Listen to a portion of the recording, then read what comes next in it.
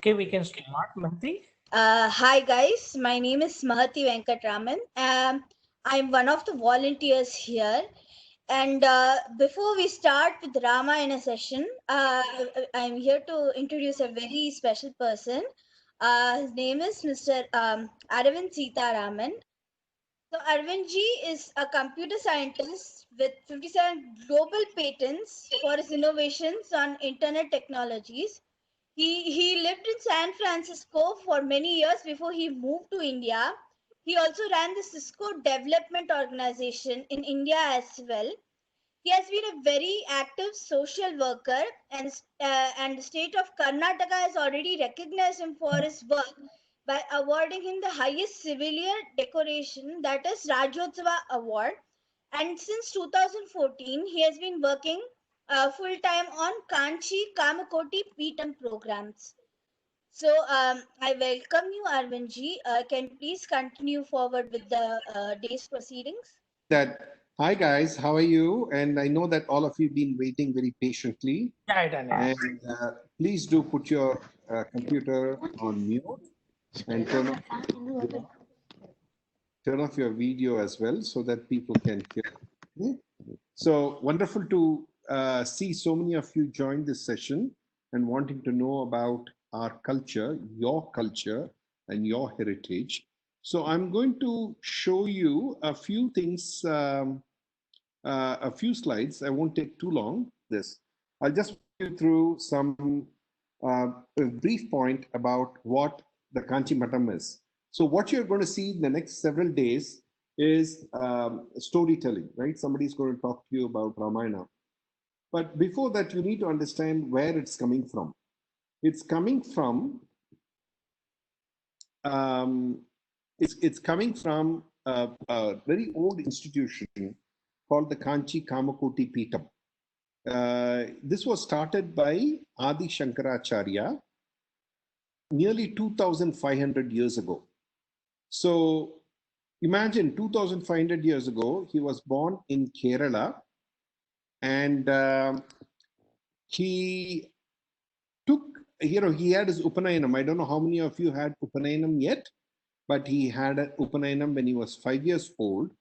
But already by 8 o'clock, by the time he was 8 years old, he had decided to take sannyasam, meaning that he wanted to serve the whole world and give his knowledge to the whole world, because he was Shiva incarnate. Shiva was taken an avatar and come to this world. So what he did was, imagine all the way from Kerala in South India, he walked to the central India. At those days, there were not that many roads. We had to go to forest. Guys, you need to put your computer on mute, okay? I think otherwise people will get disturbed. And then he walked all the way to central India, where he learned against under a great teacher. And once he learned under this teacher, he wrote several books. And when he wrote his books, he was 16 years old. By the time he was 16 years old, he had written so many books. Unfortunately, what has happened is he was given only 16 years to live in this world. So because his work was so good, Veda Vyasa gave him another 16 years to live. Okay? A lot of you guys are asking for you to annotate my slides, and please don't do that because it just disturbs the flow. So he wrote several books, and then what he did was he went to Mount Kailash, where Shiva and Parvati were there. He sang several songs about them, and Shiva gave him 5 lingas. Lingas are these small Shivalingas, right? You've seen Shivalingas, I'm sure you have at home or you've seen in a temple. They are small Shivalingas that were given to him. He went and put 4 of them in various places, and he kept one for himself. I know my presentation is not being seen because there is something going on with the presentation. I can't share the presentation. Okay. I'm unable to share the presentation for some reason.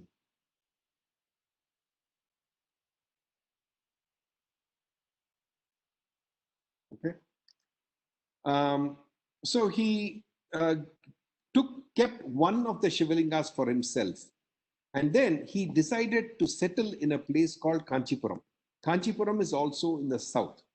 So in the meanwhile, what he did was he had walked all over India thrice. And then he had set up these various matams, these institutions in the four corners of India.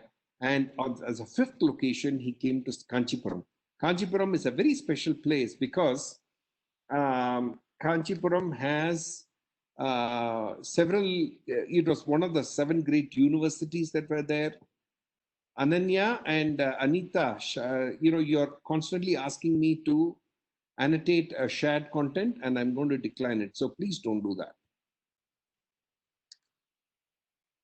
Okay, so it's a very famous place and it's a very well-known place of learning. So he came and set up there, set up his Peetam there. And by the time he was 32, it was time for him to leave this earth. And he had done all the work that he had done. And so what he did was he appointed a very young boy and who called himself, and was given the name Sarvajnatmenendra Saraswati. So what that means is, he is the knowledge repository of everything. He knew everything. This young boy was appointed as the next Acharya. And then what he did was he appointed another Acharya, another disciple of his, another student of his called Sureshwar Acharya as a mentor to this young boy. And then what he did was he left this earth and he took what is called as a samadhi. And you can still go, if you go to Kanchipuram, you can go to the Kamakshi Amman temple and you will see his, what we call as Adhishtanam. We don't call it samadhi, but we call it Adhishtanam, where he is still there. So if when your parents take you to Kanchipuram next time, so make sure you ask them to show you where Adi Shankara was and you'll be able to see it. Okay. And then the final thing that I want to share with you is that there has been total of 69 acharyas so far, and the 70th acharya is here. So you can imagine for 70 generations, you had teachers from this institution giving knowledge to everyone, teaching people what is the right thing to do, how to learn, who to learn with, and so on and so forth. So you guys have all started on a great journey where the first step is to learn a very important history. We call it story or mythology, which is not the right word for it. It's really history. It is called Ramayana. And many of your grandparents or your parents might have told you the story of Ramayana. So you're going to hear that from somebody and you can ask a lot of questions. Okay. But before you ask a lot of questions, make sure you raise your hand or send a message or ask your parents to contact the host and say that you have a question so they can take your questions. Okay. So with that, I would like to pass on to the host, which is Sharma.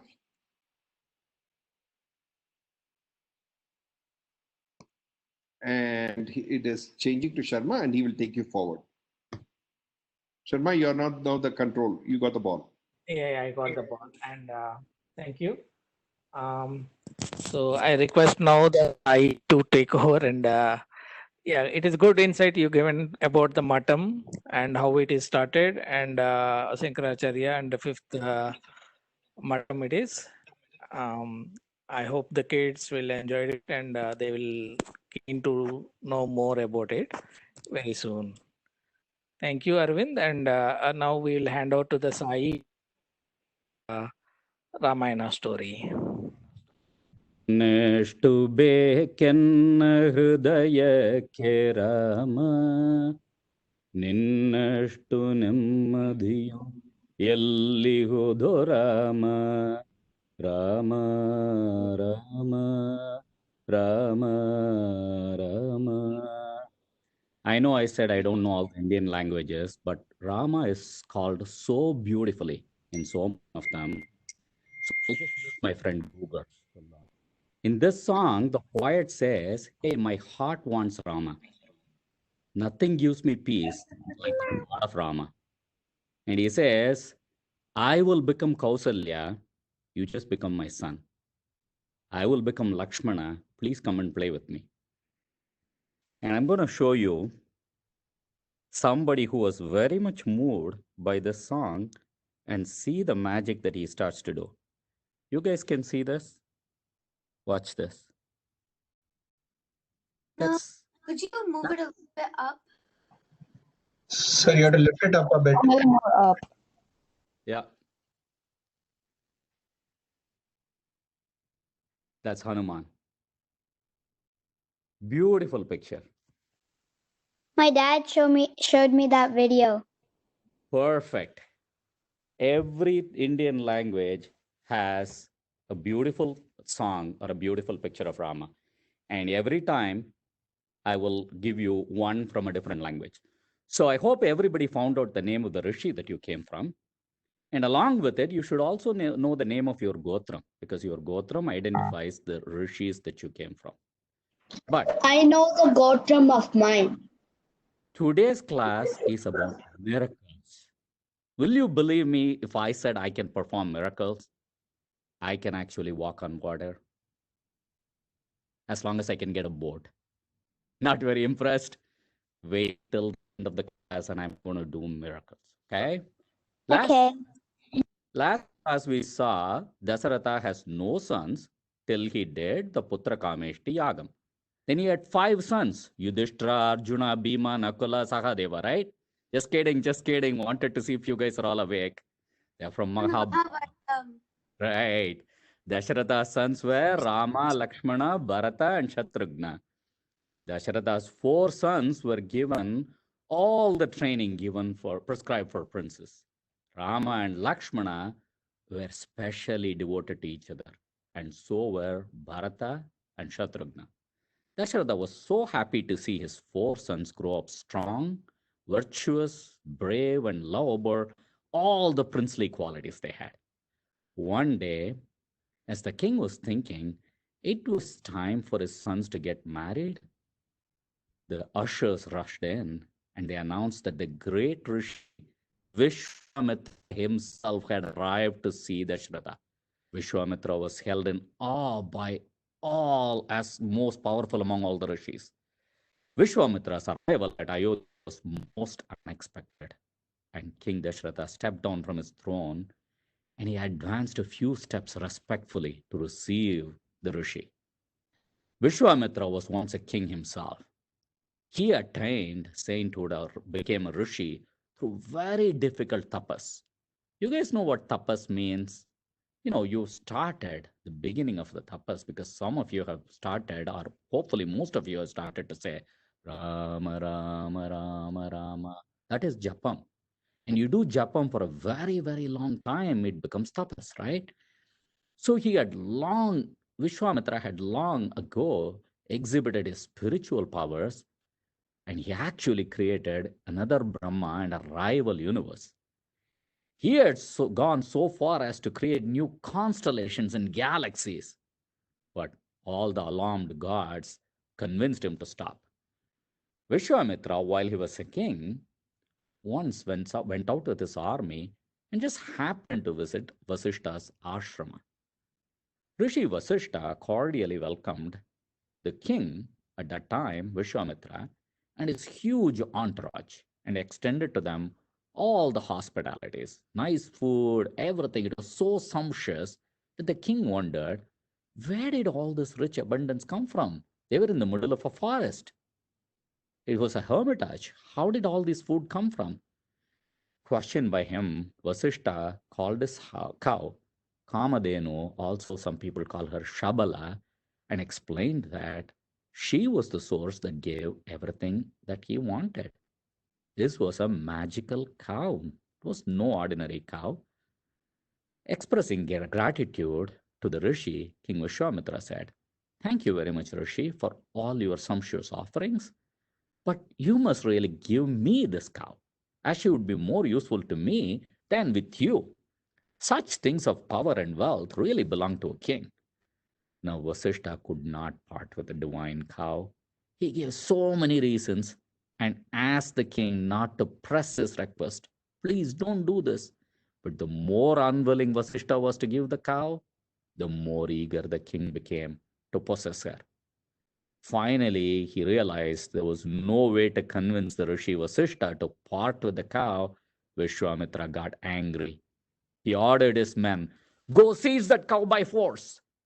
Shabala couldn't understand why she was being suddenly handled so roughly.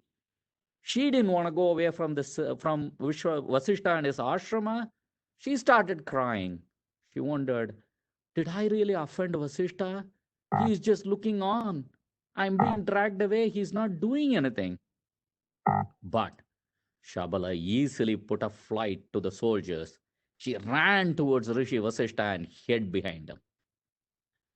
Moved by this appeal from his cow, he felt like the cow was his own younger sister. The Rishi told Shabala, "Okay, enough is enough. Bring out the soldiers to fight Vishwamitra's men."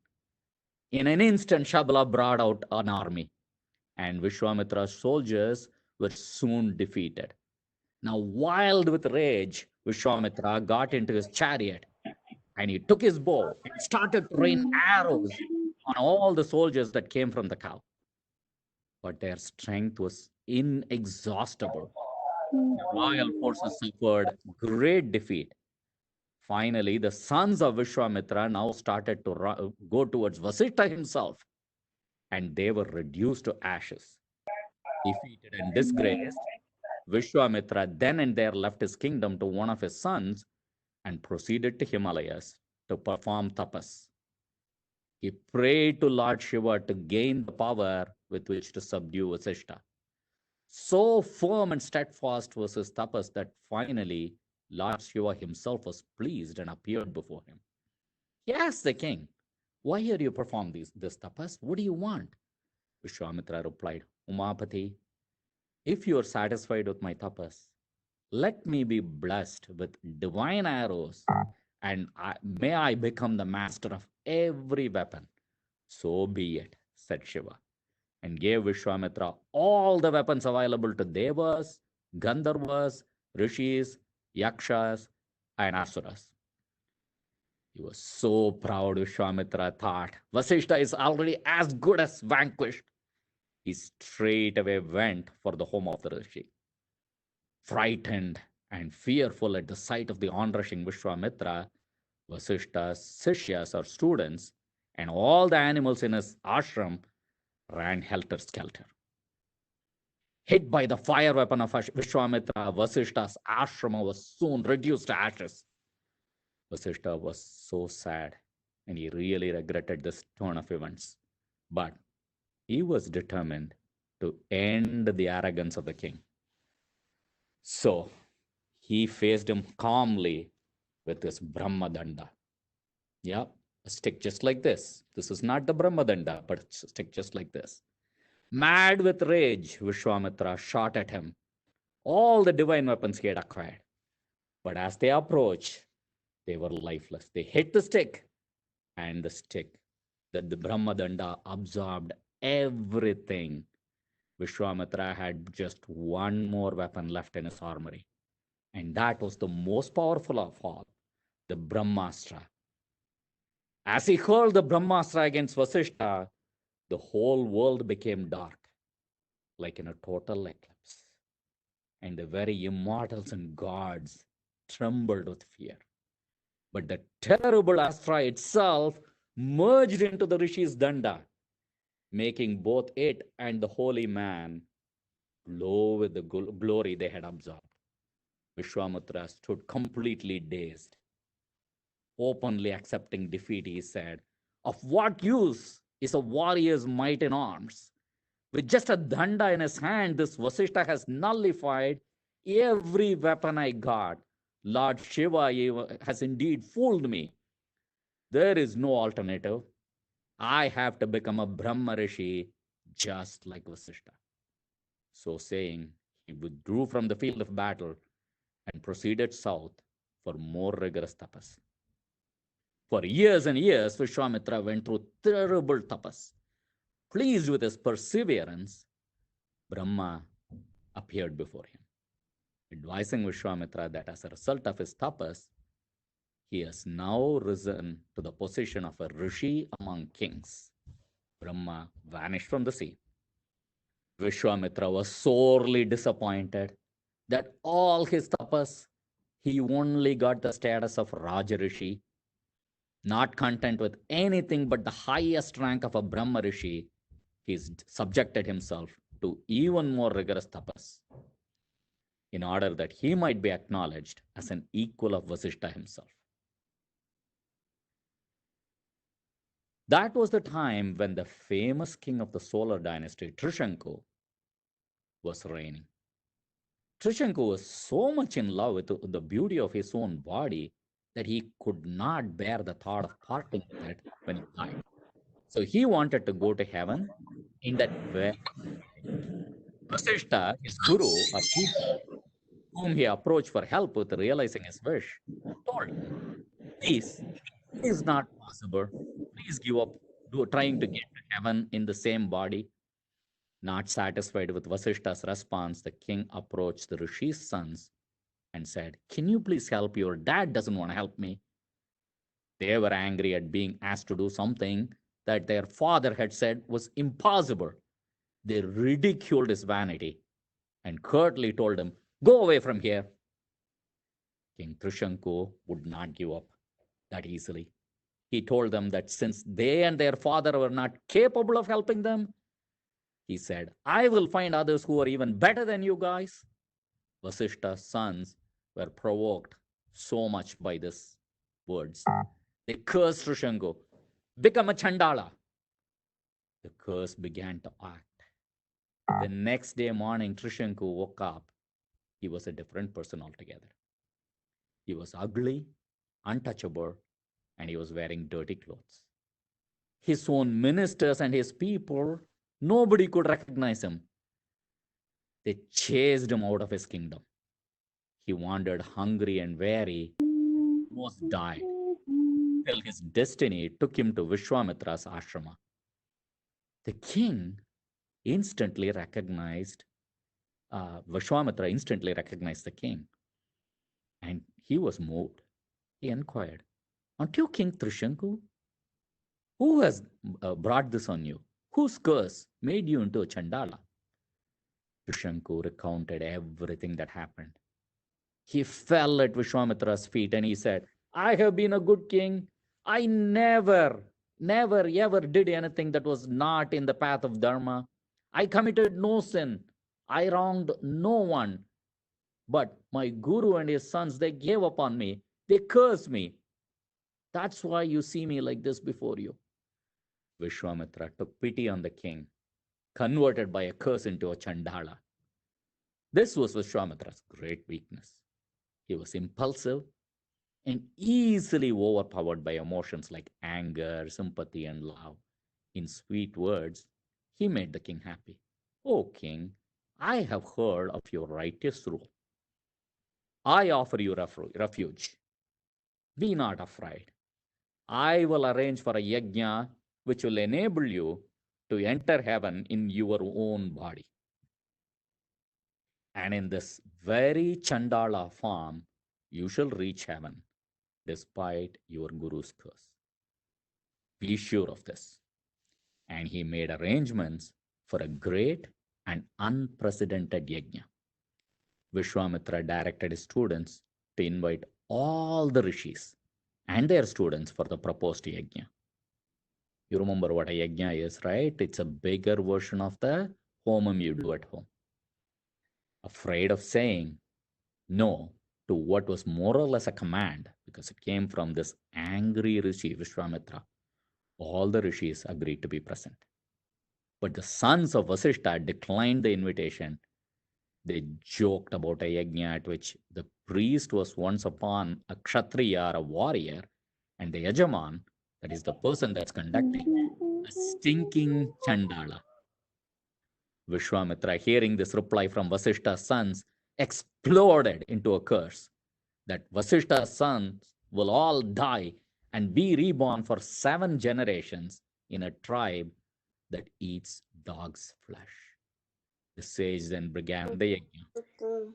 Extolling Trishangku's eminent virtues, Vishwamitra sought the help of other rishis in turning Trishanku and sending his body to heaven.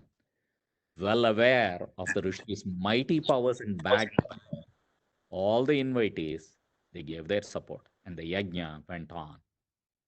Kept pouring ghee into the fire. It reached a stage where all the gods were asked to come and accept the offering. But no god came. It was clear Vishwamitra's yajna was a complete and utter failure. And the rishis who attended the ceremony laughed within themselves at Vishwamitra's troubles. They were really scared to laugh outside because Vishwamitra could curse them. Wild with rage, Vishwamitra held a ladle of ghee over the flames and said, "O Trishanku, behold my power. I will now transfer for you all the good punya I have earned. If my punya have any value, they should lift you to heaven in your physical form. I care not if the devas reject my offering. King Trishanku, ascend!" And a miracle followed. To the astonishment of everybody that's assembled, Trishanku, in his Chandala body, that too, rose towards heaven.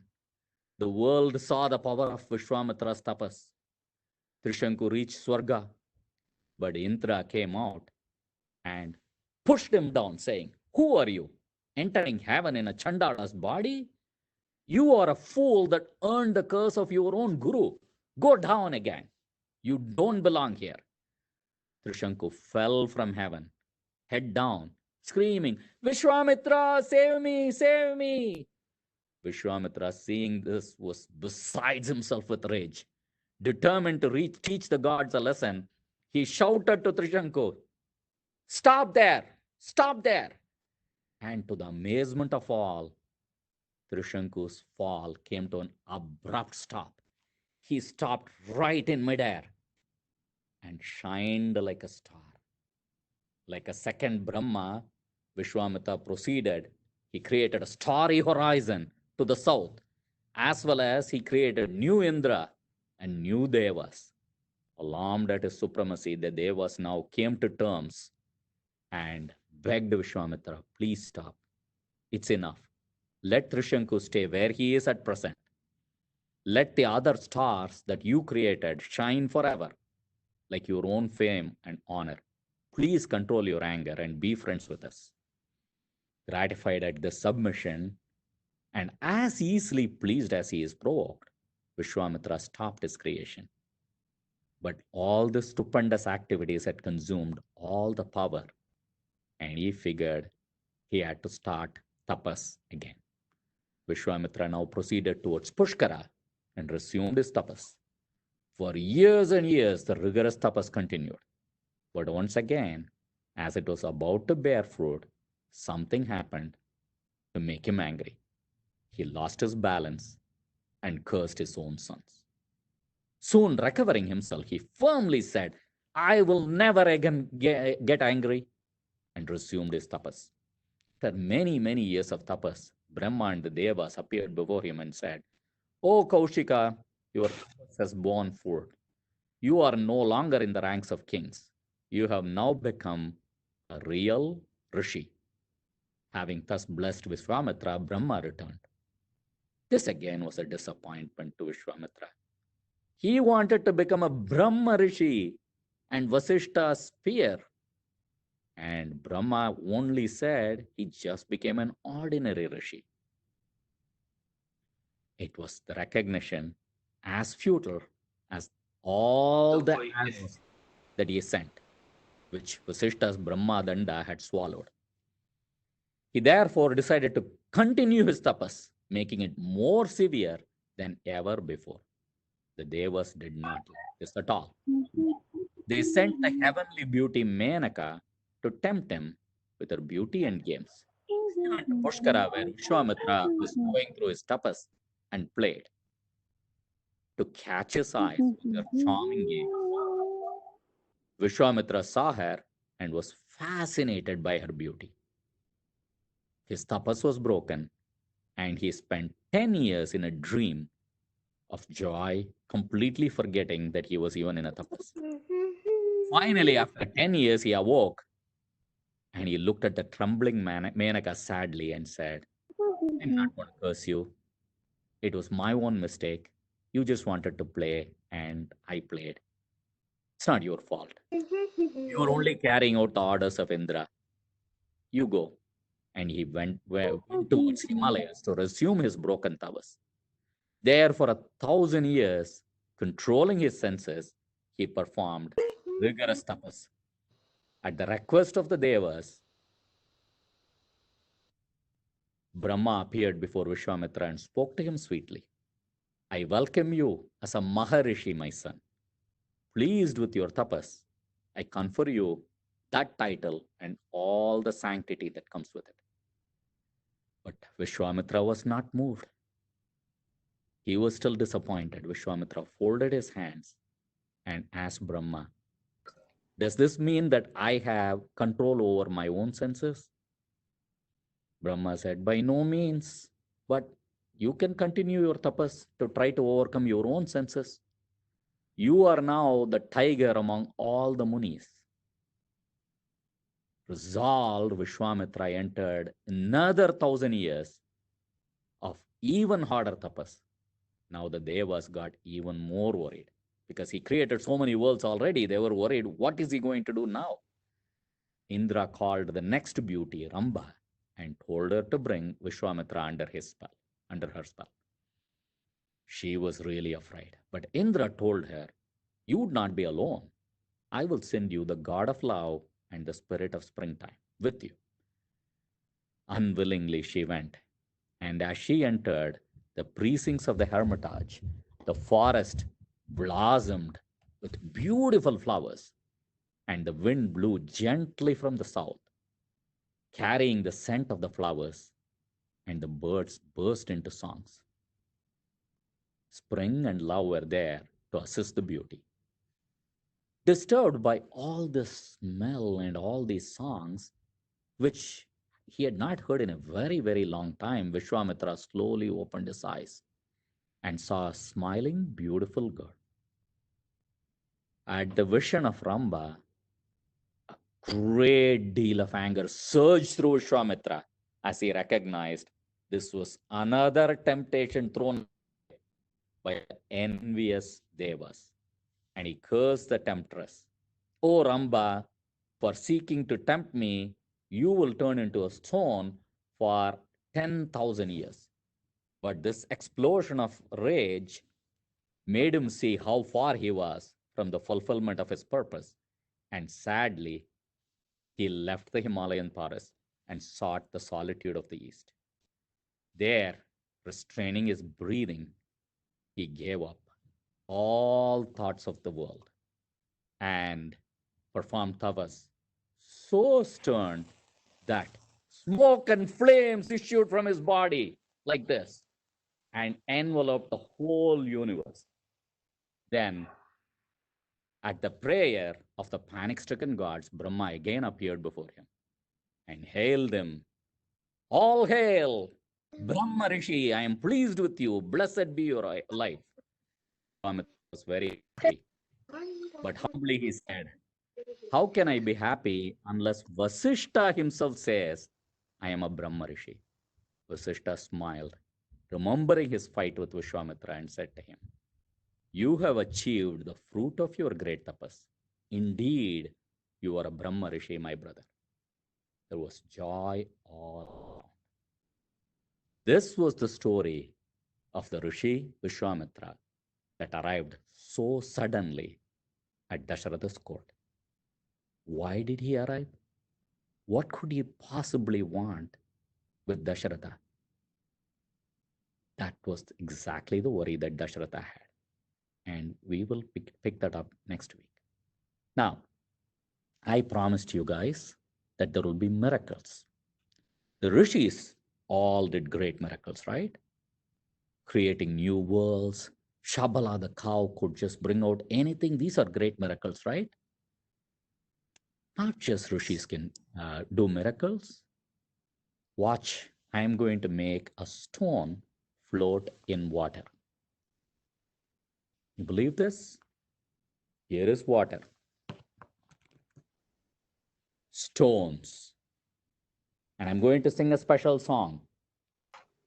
கற்றுணை பூட்டிவோர் கடலில் பாய்ச்சினும் நற்றுணையாவது நம சிவாயவே.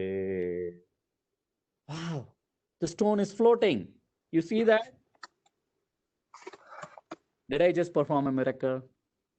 No, right? It's not a stone. It's not really a stone. I just made a fake stone. Okay?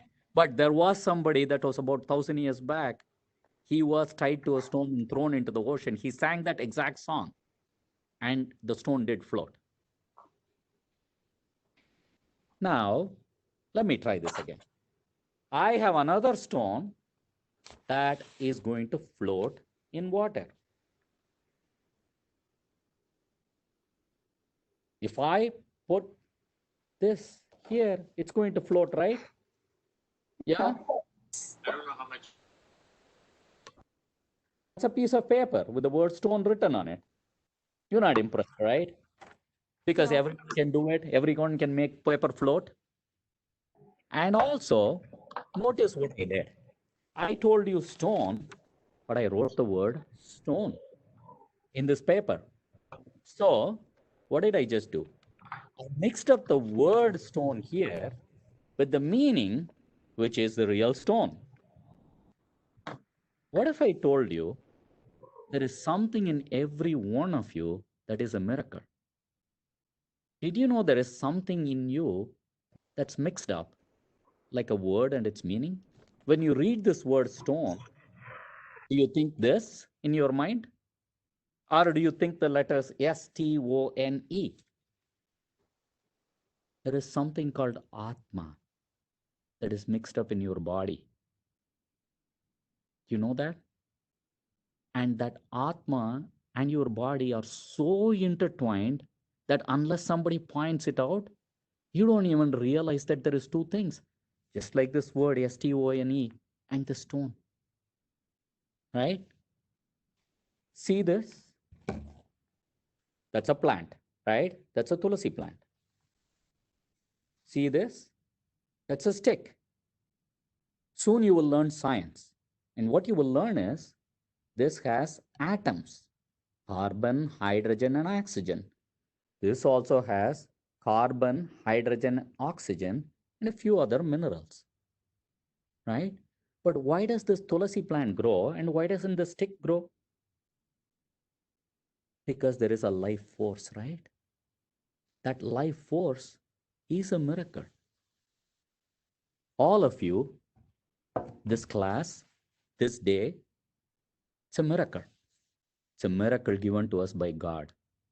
Just because all of us can do it doesn't make it any less of a miracle.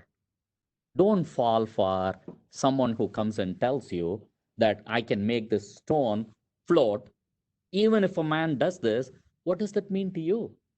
Just because I can make a stone float, what impact does that have? You are a miracle. After thousands and thousands of births, we have earned a right to be born as a human with free will, with independent thinking. Now let's all perform a miracle together. I told everybody to get some beads. I have beads and I'm going to use this cup, and every one of you pick between 1 and 5 beads and put it in your cup. So I'm going to put some number. I'm not watching anybody's video. Most of the videos are turned off, but we will do a miracle. So I'm going to put 3, but you guys put any number of beads that you want between 1 and 5. Okay? Next, say Rama Rama and put 2 more beats. And I'm going to say Rama Rama. Now say Rama Rama one more time and put 2 more beats. Rama Rama. Last time, let's put just 1 beat. So we put 2 beats first time, 2 beats second time. Now we will say Rama once and put 1 beat. Rama. Now you remember the beats that you put first time where you didn't say Rama? Let's take those beats out.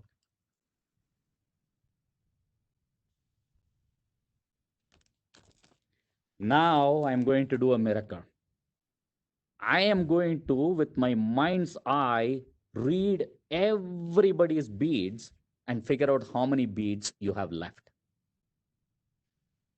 Wait a minute. It's a crooked number. It looks like a 6, but it's not. Hey, don't hide the beads with your hands. I can see through your hands. It's 5. Everybody has 5 beads left. Miracle, how is that possible? You know, I just tricked you, right?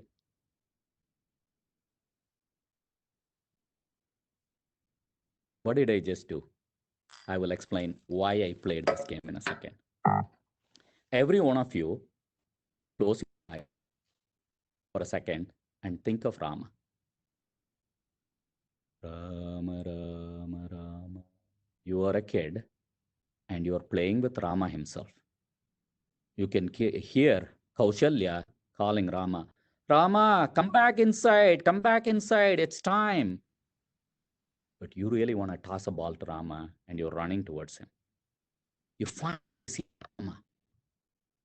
I cannot take your eyes off of that boy. You trip and fall. And as you fall, you call to him, Rama, Rama, Rama. And he turns and runs towards you. Keep your eyes closed. And as he runs, you can see his little feet, so blue on top, and the soles are pink. As you catch a sight of his feet, you can see there is a lotus at the bottom of his feet. And as you are falling, your hands grasp Rama's feet, so soft, like a flower. Catches your head right before it gets the ground. You hold on to his feet, and he is hold on to his head. And you tell Rama, Rama, keep me in this moment. Rama touches your head and says, call my name anytime, and I'll always catch you when you fall down.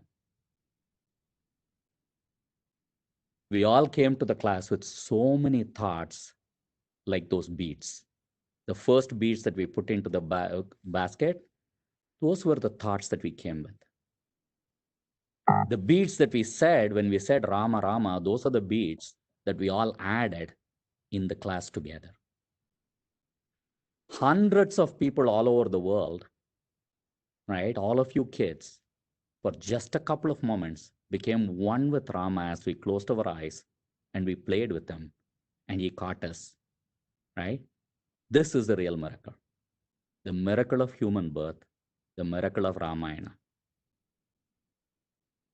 You guys are all exposed to the best of both worlds. The best of the sciences, education, finance. The best there is in philosophy and religion. The best of technology and the best of tradition. Every one of you is a miracle. That is why Periyava has given us this great task to teach you the miracle that is the human birth. The one living form in which you have free will. You can grow up to do what you want. We hope that what you want is to follow the path of Dharma. Always do the right thing. Follow the way of Rama. We hope that you all aspire to help each other. Learn from the ancient texts. Learn Sanskritam. For within these contain the secret to moksha, a way to stop taking birth again and again and again and again. Rama, Rama, Rama. Now Magati is going to take over and teach you guys one. These are the wordings of the shloka I'll be teaching. So it is Karagre Vasate Lakshmi, which I will be teaching you. So you guys don't need to do anything. You just have to repeat after me, but you will stay on mute. I will say the wordings and I will repeat it myself so that you will be more clear. Repeat the slokas, or when you have to chant the slokas. So this, as Sarmaji just said, this shloka has to be chanted right when you get up. First of all, you need to say Hari, Hari, Hari, and then you will say Karagre Vasate Lakshmi, which I will be teaching you. So let us start. Karagre, Karagre, Karagre, Vasate, Vasate, Vasate, Lakshmi, Lakshmi, Lakshmi,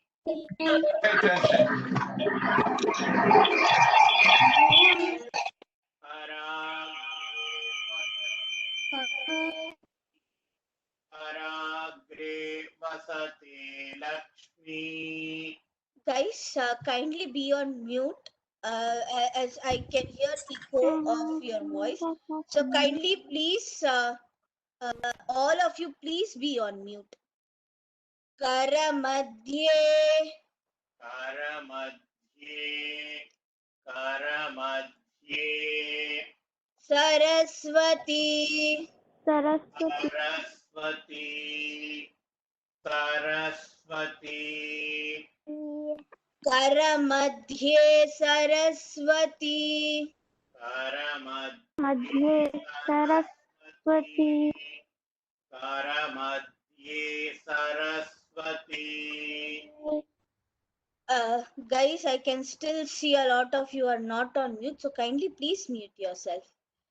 Karagre vasate Lakshmi, Karagre vasate Lakshmi, Karagre vasate Lakshmi, Karamadhye Saraswati, Karamadhye Saraswati, Karamadhye Saraswati, Karamule, Karamule, Tu Gauri Syat, Tu Gauri Syat, Gauri Syat, Karamule Tu Gauri Syat,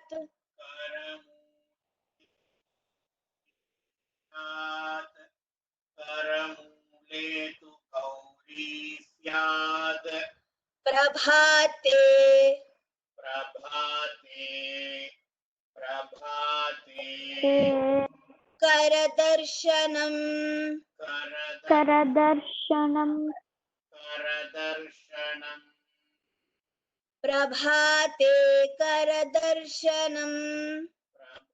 Prabhate, Karadars, Prabhate, Karadarshanam. Okay, I'll repeat the shloka once again. You're supposed to keep your hand like this. Okay. So, Karagre Vasate Lakshmi, Karamadhye Saraswati, Karamule Tu Gauri Syat, Prabhate Karadarshanam. So, you're supposed to keep your hand like this. I can, guys, I'm sorry I'm saying this again and again, but I can see a lot of you are still not on mute. So, kindly mute. So, again.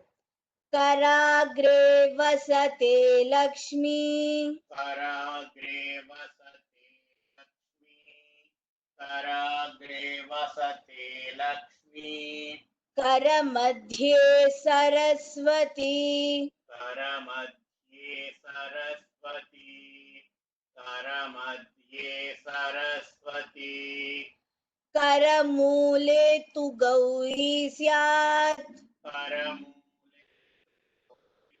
Syat, Karamule tu Gauri Syat, Prabhate Karadarshanam. Prabhate Karadarshanam.